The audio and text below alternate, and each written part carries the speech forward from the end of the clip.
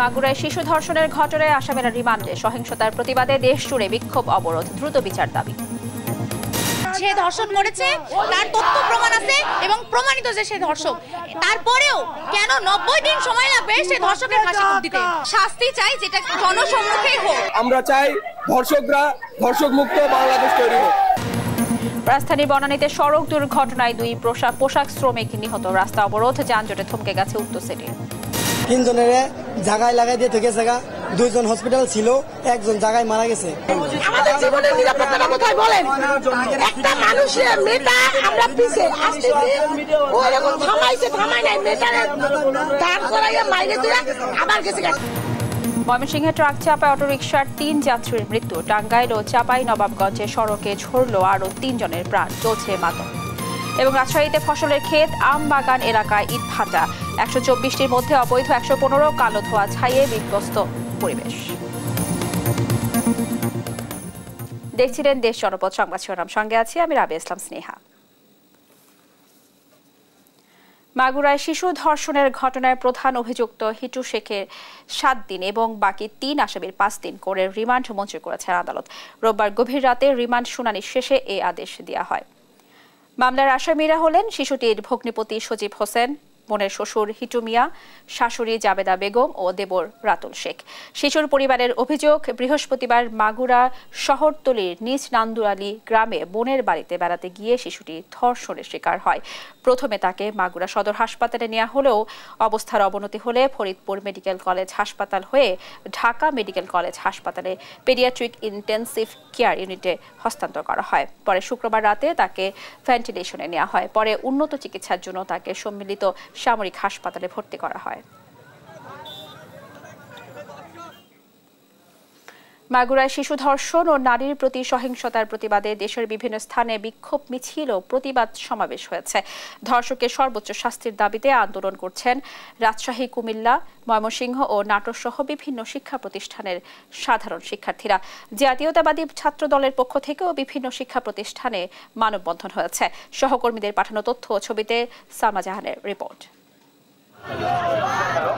দেশ জুড়ে নারীর প্রতি সহিংসতার প্রতিবাদে এবং ধর্ষকের সর্বোচ্চ শাস্তির দাবিতে সোমবার সকালে রাজশাহীর তালাইমারি মোড়ে সড়ক অবরোধ করে ঘণ্টাব্যাপী বিক্ষোভ চলে। পরে রাজশাহী বিশ্ববিদ্যালয়ের প্রধান ফটকের সামনে অবস্থান নিয়ে বিক্ষোভ করেন শিক্ষার্থীরা। এছাড়া নগরীর সাহেব বাজার 0 পয়েন্টে ছাত্র শিবির ও বিশ্ববিদ্যালয়ের প্যারিস রোডে জাতীয়তাবাদী ছাত্রদল মানববন্ধন করেছে।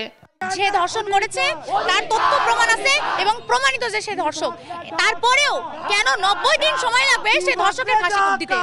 সারা দেশে ধর্ষণ ও নিপীড়নের প্রতিবাদে সোমবার সকাল 11টার দিকে বাংলা ব্লকের কুমিল্লা সদর দক্ষিণের কোটবাড়ি বিশ্ব রোড এলাকায় ঢাকা চট্টগ্রাম মহাসড়ক অবরোধ করে শিক্ষার্থীরা।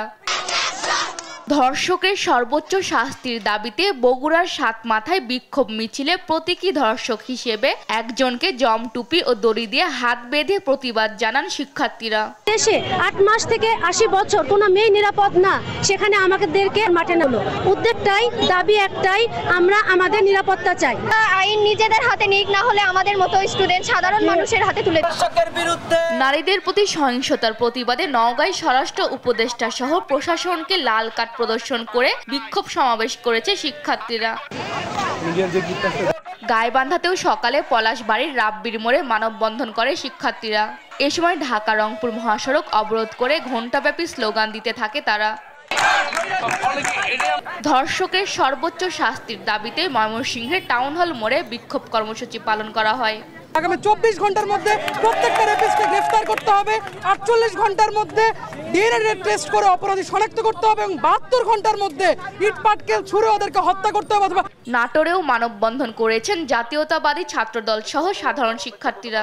আমাদের নারীদের কোনো নিরাপত্তা নেই, স্বাধীন বাংলাদেশে নারীদের কোনো স্বাধীনতা নেই। অপরাধীদের দৃষ্টান্তমূলক শাস্তির ব্যবস্থা করা হয়। ধর্ষণ ও হত্যা চেষ্টার আসামিদের ফাঁসির দাবিতে মানববন্ধন করেছে মাগুরার আইনজীবী সমিতি। জয়পুরহাটে ধর্ষকের সর্বোচ্চ শাস্তির দাবিতে জনসম্মুখে ধর্ষকের প্রতীকী ফাঁসির মঞ্চ তৈরি করেছেন বৈষম্য বিরোধী ছাত্ররা। পরে প্রতীকী ফাঁসি ও আগুন দিয়ে পুড়িয়ে ফেলা হয় প্রতীকী ধর্ষককে। আমরা ফাঁসির মঞ্চ তৈরি করেছি, যেটি আমরা সরকারকে দেখিয়ে দিতে চাই 7 দিনের ভেতরে একটি রায় কার্যকর করতে হবে। জামালপুরেও মানববন্ধন করেছে ছাত্রদল। সালমা জাহান, নিউজ ডেস্ক, দেশ টিভি। লরির ধাক্কায় 2 গার্মেন্টস কর্মীর মৃত্যুর ঘটনাকে কেন্দ্র করে সড়ক অবরোধ করে বিক্ষোভ করেছেন বনানী চেয়ারম্যান বাড়ি এলাকার পোশাক শ্রমিকরা।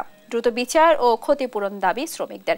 দুর্ঘটনায় আহত আরও 1 শ্রমিকের অবস্থা আশঙ্কাজনক। এদিকে অবরোধ তুলে নিলেও স্বাভাবিক হয়নি ঢাকা উত্তর সিটি এলাকার যানজট। কায়েস রাহাতের রিপোর্ট। সোমবার সকাল 7:45টার দিকে বনানী চেয়ারম্যান বাড়ি এলাকায় লরির ধাক্কায় পোশাক শ্রমিক নিহতের ঘটনায় বিক্ষোভে ফেটে পড়েন সহকর্মীরা। অবরোধ করেন ঢাকা ময়মনসিংহ মহাসড়ক। প্রত্যক্ষদর্শীরা জানান, ঘটনাস্থলে পুলিশ থাকলেও এগিয়ে আসেনি। এ সময় শ্রমিকরা দাবি করেন দ্রুত সময়ের মধ্যে বিচার করতে হবে অপরাধীদের, একই সঙ্গে দিতে হবে ক্ষতিপূরণ। পাশাপাশি এই জায়গায় জেব্রা ক্রসিং দেওয়ারও দাবি জানান তারা। এই জায়গায় ইউটার্নের এই সাইডটাই মানে যখন পার হতে লাগছে না, 2টা মেয়ে আর একটা ছেলে, ওই সময় অ্যাক্সিডেন্ট হয়েছে। ট্রাফিক পুলিশ ছিল এখানে, ইনি থাকার পরেও ইনি এখানে আসে নাই।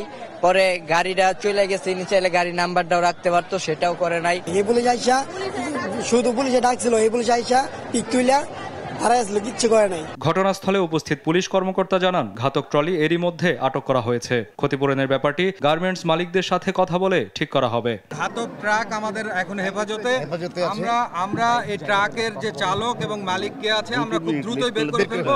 বের করে এটার পরবর্তীতে আইনানুগ যে পদক্ষেপ এটা খুব দ্রুত নিশ্চিত করবো ইনশাআল্লাহ। আমরা বিজিএমএ কে ডেকেছি, বিজিএমএ প্রতিনিধি আসছে, এই যে শ্রমিক নেতা যে তাকেও আমরা ইনফর্ম করেছি বনানী থানার পক্ষ থেকে, ওনারাও আসছে। তো আমরা সব পক্ষকে ডেকেছি। আমরা বাকি যে আনুষ্ঠানিকতা এগুলো ইনশাআল্লাহ পরবর্তীভাবে আলোচনার মাধ্যমে সম্পন্ন করব। অবরোধে দুর্ঘটনাস্থলের 2 পাশে তীব্র যানজটের সৃষ্টি হয়। 6 ঘন্টা পর প্রশাসনের আশ্বাসে অবরোধ তুলে নেয় শ্রমিকরা। কায়েস রাহাত, দেশ টিভি, ঢাকা। এদিকে ময়মনসিংহ, টাঙ্গাইলে ও চাঁপাইনবাবগঞ্জে আলাদা সড়ক দুর্ঘটনায় 6 জন নিহত হয়েছে, আহত হয়েছে আরও 6 জন। সোমবার ভোর থেকে বেলা 11টার মধ্যে ঘটে এসব দুর্ঘটনা। সহকর্মীদের পাঠানো তথ্য ছবিতে নুসরাত শোভার রিপোর্ট। ময়মনসিংহের ফুলপুরে ট্রাক চাপায় সিএনজি অটোরিকশার 3 যাত্রীর মৃত্যু হয়েছে। সোমবার সকাল 9টার দিকে ফুলপুরের চাঁদপুর ব্রিজ এলাকায় এ দুর্ঘটনা ঘটে। জানা যায় যাত্রীবাহী অটোরিকশাটি ফুলপুরের দিকে যাচ্ছিল। চাঁদপুর ব্রিজ এলাকায় পৌঁছালে বিপরীত দিক থেকে আসা দ্রুত গতির একটি ট্রাক তাদের চাপা দেয়। এতে অটোরিকশার 3 যাত্রী ঘটনাস্থলেই মারা যান। আহত 3 জনকে উদ্ধার করে হাসপাতালে পাঠান স্থানীয়রা। আমরা লাশ নিয়ে থেকে থানায় আছি, আমরা বিচার চাচ্ছি উপযুক্ত শাস্তি যাতে ট্রাক ড্রাইভারের। উনি বেপরোয়া চালানোর কারণে, রং সাইডে যাওয়ার কারণে অ্যাক্সিডেন্ট হয়েছে। টাঙ্গাইলের কালীহাতিতে গাড়ির চাপায় আরোহী সহ মোটরসাইকেল চালকের মৃত্যু হয়েছে। সকাল 6:30টার দিকে যমুনা সেতুর কামাখ্যার মোড় এলাকায় এই দুর্ঘটনা ঘটে। মরদেহ উদ্ধার করে যমুনা সেতু পূর্ব থানায় নেওয়া হয়েছে, তবে তাদেরকে চাপা দেয়া গাড়ির কোনো সন্ধান পাওয়া যায়নি বলে জানায় পুলিশ। এছাড়াও চাঁপাইনবাবগঞ্জে 2 ট্রাকের মুখোমুখি সংঘর্ষে সাদ্দাম হোসেন নামে একজন নিহত হয়েছেন, আহত হয়েছেন আরও 2 জন। ভোরে সদর উপজেলার দারিয়াপুরে এ দুর্ঘটনা ঘটে। নুসরাত শোভা, নিউজ ডেস্ক, দেশ টিভি। নেত্রকোনায় খালিয়াঝুড়ি উপজেলার ধনু নদ থেকে সংঘর্ষে নিখোঁজ 3 জনের মরদেহ উদ্ধার করা হয়েছে। সোমবার দুপুরে ধনু নদের নাওটানা এলাকা সংলগ্ন আশালিয়া ঘাট থেকে মরদেহ 3টি উদ্ধার করায় স্থানীয়রা। তারা হলেন আজপাড়া উপজেলার সরমশিয়া এলাকার শহীদ মিয়া ও কেন্দ্রীয় উপজেলার বোয়ালবাড়ি এলাকার হৃদয় মিয়া ও অন্যজন হলেন মদন উপজেলার রোকন মিয়া, নিশ্চিত করে ফায়ার সার্ভিস। জানা গেছে, গেল শনিবার খালিয়াঝুড়িতে ইজারাকৃত জলাশয়ের মাছ শিকার করতে গিয়ে 2 পক্ষের লোকজনের সংঘর্ষের ঘটনায় বেশ কয়েকজন নিখোঁজ হন। ঘটনার 3 দিন নিখোঁজের 3 জনের মরদেহ পাওয়া গেছে নদীতে, আরও কয়েকজন এখনও নিখোঁজ। এ ঘটনায় আইনি ব্যবস্থা প্রক্রিয়াধীন বলে জানায় পুলিশ। একটা নাম হলো শহীদ মিয়া 55, পিতা হলো রুস্তম আলী, গ্রাম হলো রূপচন্দ্রপুর, সরমশি ইউনিয়ন, আটপাড়া উপজেলা। দ্বিতীয়বার যখন আমাদের ডুবুরি কাজ করে তখন আরেকটা উদ্ধার করেছে, নাম হলো হৃদয় মিয়া, বয়স হলো 30, গ্রাম হইল রয়্যালবাড়ি, উপজেলা কেন্দুয়া, পিতা বজলুর রহমান। যশোরের রাষ্ট্রদ্রোহ মামলায় বিএনপির ভারপ্রাপ্ত চেয়ারম্যান তারেক রহমানকে বেকসুর খালাস দিয়েছেন আদালত। সোমবার দুপুরে জেলা ও দায়রা জজ আদালতের বিচারক শেখ নাজমুল আলম এ আদেশ দেন। পিপিও জেলা বিএনপির সভাপতি অ্যাডভোকেট সৈয়দ সাবিরুল হক সাবুর জানান, যশোর জেলা আওয়ামী লীগের সাংগঠনিক সম্পাদক আফজাল হোসেন 2015 সালে তারেক রহমানের বিরুদ্ধে রাষ্ট্রদ্রোহিতার মামলা করেন। মামলায় উল্লেখ করা হয়, তারেক রহমান শেখ মুজিবুর রহমানের বিরুদ্ধে ঘৃণা, বিদ্বেষ, অবজ্ঞা ও কুরুচিপূর্ণ বক্তব্য দিয়েছেন। পরে আদালতের নির্দেশে যশোর কোতোয়ালি থানা পুলিশ তারেক রহমানের বিরুদ্ধে চার্জশিট দেয়। এ সময় দীর্ঘ 9 বছর ধরে চলমান এই মামলায় সাক্ষ্য প্রমাণে অভিযোগ প্রমাণিত না হওয়ায় তারেক রহমানকে সোমবার বেকসুর খালাস দেন বিচারক। রহমানের বিরুদ্ধে এসএম আফজাল হোসেন একটা মামলা দায়ের করেন। এই মামলা দায়ের করার পরে পরবর্তী সময় কোতোয়ালি থানায় প্রেরণ করেন এবং থানা এটাকে আমলে নিয়ে এই মামলাটাকে ইজাহার হিসেবে গণ্য করে। পরবর্তী সময় আমরা তার বিরুদ্ধে রিভিশন মামলা করেছি এবং রিভিশনে আজকে আমাদের যশোরের জেলা এবং দায়রা জজ আদালত এই মামলার শুনানি অন্তে আমাদেরকে তারেক সাহেবকে মামলা থেকে অব্যাহতি বা খালাস দিয়েছে। রাজনীতির কারণে দীর্ঘদিন ঝুলে থাকা তিস্তা মহাপরিকল্পনা বাস্তবায়ন নিয়ে গণশুনানি হয়েছে রংপুর জেলা প্রশাসনের কার্যালয়ে। সোমবার দুপুরে এই সভায় চায়না পাওয়ার প্লান্টের প্রতিনিধি দল, পানি উন্নয়ন বোর্ড ও অংশীজনরা অংশ নেন। এ সময় চায়না প্রতিনিধি দল প্রকল্পের উদ্দেশ্য, বাস্তবায়ন কাল, প্রকল্পের প্রস্তাবিত মূল অঙ্গসমূহ, প্রকল্পের অর্থনৈতিক বিশ্লেষণ প্রজেক্টরের মাধ্যমে তুলে ধরে।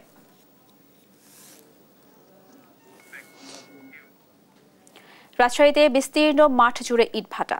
পরিবেশ অধিদপ্তরের তালিকা অনুযায়ী 124 ইটভাটার মধ্যে ছাড়পত্র আছে মাত্র 9টির। মাঝে মধ্যে অভিযান চললেও থমকে যায় অজানা কারণে। পরিবেশ কর্মীরা বলছেন, যেভাবে ইটভাটা চলছে তা জনস্বাস্থ্যের জন্য হুমকি। রবিউল ইসলামের ছবিতে কাজী সাহেদের প্রতিবেদন। রাজশাহী পরিবেশ অধিদপ্তর বলছে, তাদের তালিকায় ইটভাটা আছে 124টি। এর মধ্যে ছাড়পত্র নিয়ে 28 ইটভাটা চালু হলেও নবায়ন করেছে মাত্র 9টি। সেই হিসাবে 115 ইটভাটা চলছে অবৈধভাবে। ইটভাটার কালো ধোঁয়া আর ছায়ে বিপাকে আশেপাশের মানুষ। আর সড়কে ভাটাতে নেওয়া মাটি জমে ঘটছে দুর্ঘটনা। এই যে রাস্তাতে ভাটার মাটি ধোয়া, এই ধ্যাক ধ্যাক করে লাফা, এই রাস্তাতে বালু ছিঁড়ে মানুষে, ভ্যানওয়ালা, কত লোকের, সাইকেল আলার, কত গাড়ি ঘোড়ার অসুবিধা। আম গাছ তো ধোয়াতে তো ক্ষতি হচ্ছে, আমাদের ফলের ক্ষতি হচ্ছে, আমাদের কৃষি আবাদের ক্ষতি হচ্ছে, নানান ধরনের ক্ষতি হচ্ছে। পরিবেশ কর্মী ও বিশেষজ্ঞরা বলছেন, লাইসেন্স ও পরিবেশ ছাড়পত্র ছাড়াই প্রশাসনকে ম্যানেজ করে চলছে এসব ইটভাটা, যা প্রভাব ফেলছে আশেপাশের পরিবেশ ও জীববৈচিত্র্যে। বিড়ালের গলায় ঘন্টা বাঁধবে কে? তাদের তো আসলে শক্তি আছে, প্রভাব আছে, অর্থ আছে। অর্থ দিয়েই কিন্তু সব কিছু তারা ম্যানেজ করছে। এই কারণেই কিন্তু আসলে এই ভাটাওয়ালাদের বিরুদ্ধে কোনো রকম কোনো ব্যবস্থা নেওয়া যাচ্ছে না। সুতরাং শব্দ দূষণ হচ্ছে, ডাস্ট বা ধূলি বা বায়ু দূষণ হচ্ছে, আর ছাই যেটা আশেপাশে গাছে এবং বাড়ি ঘরের উপর যে পলিজিস ফল গাছ যেগুলি থাকে, বিশেষ করে আমরা দেখেছি কিছু আম গাছ, ওর ওপরে যখন ওই ইটের ছাই বা ভাটার যে ছাইগুলি পড়ে, তো এই ছাই পড়ার ফলে ওখানে যে গাছের স্বাভাবিক যেটা আমরা ফটোসিনথেসিস করে যে কাজ, সেটা ব্যাহত হয়, ফলে প্রোডাকশন ব্যাহত হচ্ছে। রাজশাহীর পরিবেশ দূষণে বড় ভূমিকা রাখছে এসব ইটভাটা। পরিবেশ অধিদপ্তর জানিয়েছে, অবৈধ ইটভাটা উচ্ছেদে নিয়মিত অভিযান চলছে। পুঠিয়া এবং মোহনপুরে 4টা উপজেলায় 13টি ইটভাটাতে অভিযান পরিচালনা করেছে। 3টা ভেঙে দেওয়া হয়েছে এবং বাকিগুলোতে কার্যক্রম বন্ধ করার নির্দেশনা দেওয়া হয়েছে। ইভেন আপনারা দেখবেন যে কিছুদিনের ভিতরেই আবার অভিযান পরিচালনার জন্য আমরা প্রস্তুতি নিচ্ছি এবং এই অভিযান অব্যাহত থাকবে। এসব ইটভাটার বেশিরভাগই ফসলি মাঠ ও আমবাগান এলাকায়, তাই কৃষি রক্ষায় শক্ত পদক্ষেপ নেওয়ার দাবি স্থানীয়দের। কাজী সাহেদ, দেশ টিভি, রাজশাহী। মানিকগঞ্জের কালীগঙ্গা নদী এখন অবৈধ বালু খেকোদের দখলে। স্থানীয় যুবদল নেতা সবুর উদ্দিন ও তার সহযোগীরা রাতের অন্ধকারে ড্রেজার মেশিন দিয়ে বালু উত্তোলন করছে। দেখা দিয়েছে নদী ভাঙ্গন। এর মধ্যে নদীতে বিলীন হয়েছে শত শত বিঘা ফসলি জমি। হুমকিতে রয়েছে বসতবাড়ি ও বিভিন্ন প্রতিষ্ঠান। সহকর্মী আব্দুল আলিমের তথ্য ছবিতে আলো জানাচ্ছেন অঙ্কন চৌধুরী। মানিকগঞ্জ পৌর শহরের বেওথা, আন্দারমানিক, জয়নগর এলাকায় কালীগঙ্গা নদী থেকে প্রতিদিন কয়েক লাখ টাকার বালু ও মাটি লুট হচ্ছে। জেলা যুব দলের সহসভাপতি সবুর উদ্দিন ও তার বাহিনী এর নেতৃত্ব দিচ্ছেন। অপরিকল্পিতভাবে বালু উত্তোলন করায় দেখা দিয়েছে নদী ভাঙন। নদীর পারে ফসলি জমি সহ নানা স্থাপনা এরই মধ্যে বিলীন হয়েছে। বাধা দিলে কৃষকদের উল্টো হুমকির মুখে পড়তে হচ্ছে। মানববন্ধন, বিক্ষোভ ও স্মারকলিপি দিয়ে কোনো সুফল মেলেনি। তাই নিরুপায় কৃষকরা সরকারের হস্তক্ষেপ কামনা করছেন। জমি জমার ক্ষয় সাধন হয়েছে এবং নদী বিলীনে এদের জোর করে এরা মাটি কাটে। বাধা দিলে এরা বিভিন্ন মহলে ভয় দেখায়। এদেশের বালি খেকোরা বালি উত্তোলন করে নিয়ে যাইতেছে, ছেলে পেলে আইসা এখানে ডেজার্টে মাটি উত্তোলন করতেছে। এখন আমাদের এই ফসল গুলা নদী গর্ভে চলে যেতেছে। অভিযুক্ত নেতা সবুরউদ্দিন স্বীকার করেছেন বালু উত্তোলনে কোনো বৈধ কাগজপত্র নেই, তবু তিনি মাটির ব্যবসা চালিয়ে যাচ্ছেন। মানে আমার বৈধ, আমি এইটুকু বৈধ মনে করি যে আগে বিগত দিনে যে আমার টাকাটা মারি গেছে, তাহলে আমরা যারা ভাই বোনেরা ক্ষতিগ্রস্ত হয়েছি, মামলা হামলা, এই কারণে মাটিটা বিক্রি করে আমরা সবাই মিলে দিলা খাইতেছি। অবৈধ বালু উত্তোলন বন্ধে প্রয়োজনীয় ব্যবস্থা নেওয়া হবে জানিয়েছেন জেলা প্রশাসনের ঊর্ধ্বতন কর্মকর্তা। জি, আমরা এই বালু এবং মাটি কাটার বিরুদ্ধে জেলা প্রশাসন কঠোর অবস্থানে আছে এবং আমরা নিয়মিত অভিযান মোবাইল কোর্ট পরিচালনা করছি। জনগণের মধ্যে সচেতনতা সৃষ্টির জন্য একাধিক জায়গায় প্রোগ্রাম করা হয়েছে এবং আমাদের ধারণা আমরা বাংলাদেশে হয়তো সবচেয়ে বেশি মোবাইল কোর্ট করেছি এই বিষয়ে। তারপরেও কিছু জায়গায় আমরা অভিযোগ পাচ্ছি, অভিযোগ পেলেই আমরা প্রয়োজনীয় ব্যবস্থা নিই। শুধু আশ্বাস নয়, কৃষিজমি ও বসতবাড়ি রক্ষায় অবৈধভাবে বালু উত্তোলন বন্ধে দ্রুত ব্যবস্থা দেখতে চান স্থানীয়রা। নিউজ ডেস্ক, দেশ টিভি। ময়লা আবর্জনার ভাগাড়ে পরিণত হয়েছে সাতক্ষীরার এক সময়ের প্রবাহমান নদী কাকশিয়ালী। বর্জ্যের চাপে অস্তিত্ব সংকটে পড়ছে নদীটি। দখল দূষণ থেকে নদী রক্ষার নির্দিষ্ট জায়গায় ময়লা ফেলতে ডাম্পিং স্টেশন তৈরির আশ্বাস প্রশাসনের। সহকর্মী শরীফুল আকাশের সুমনের তথ্য ছবিতে আরো জানাচ্ছেন সালমা জাহান। বাংলাদেশের দক্ষিণ পশ্চিমাঞ্চলের সাতক্ষীরা জেলায় প্রবাহমান নদী কাকশিয়ালী।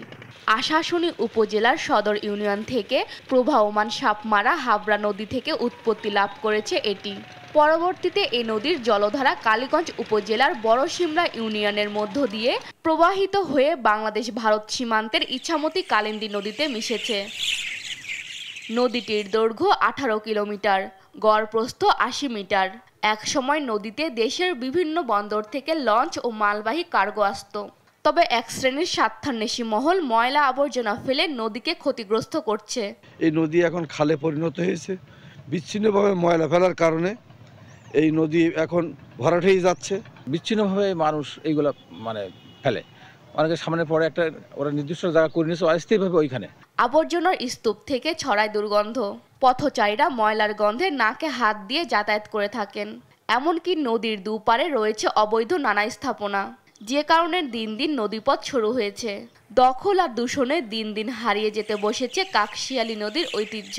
দুর্গন্ধটা হাঁটা যায় না, তো যদি ডাস্টবিনটা এখানে ব্যবস্থা হয় তাহলে আমাদের হাঁটাও সুন্দর হবে এবং পরিবেশটা ভালো হবে, আমাদের স্বাস্থ্য ভালো থাকবে। এই কাকশিয়ালী নদীর তীরে বর্তমানে যে বর্জ্য বা ময়লা ফেলাচ্ছে, এখান থেকে হাঁটতে গেলে আমাদেরকে নাক বন্ধ করে হাঁটতে হয়, আমাদের দুর্গন্ধ ছড়ায়। এর প্রতিকার করা উচিত এবং জনসচেতনতা বাড়ানো উচিত। তবে নির্দিষ্ট জায়গায় বর্জ্য ফেলার জন্য ডাম্পিং স্টেশন তৈরি করার আশ্বাস দেন উপজেলা নির্বাহী কর্মকর্তা। এখানে ময়লা আবর্জনা ফেলার জন্য উপযুক্ত স্থান না থাকার কারণে মানুষ নদীতে ময়লা ফেলছে। ময়লা ফেলার জন্য আমরা একটা স্থান নির্ধারণ করে দেব এবং ময়লা ফেলার জন্য আমরা কিছু বিন এবং একটা ভ্যানের ব্যবস্থা করে দেব, যেন তারা বিভিন্ন বাসাবাড়ি থেকে ময়লা সংগ্রহ করে আমাদের সেই নির্ধারিত স্থানেই নিয়ে ফেলতে পারে। নদী বাঁচলে দেশ বাঁচবে, তাই দ্রুত কাকশিয়ালী নদী দূষণের হাত থেকে রক্ষায় কার্যকর উদ্যোগ নেওয়ার দাবি স্থানীয়দের। নিউজ ডেস্ক, দেশ টিভি। এই ছিল এখনকার দেশ জনপদ সংবাদ। পরে বুলেটিন দেখার আমন্ত্রণ রইল। ধন্যবাদ সবাইকে।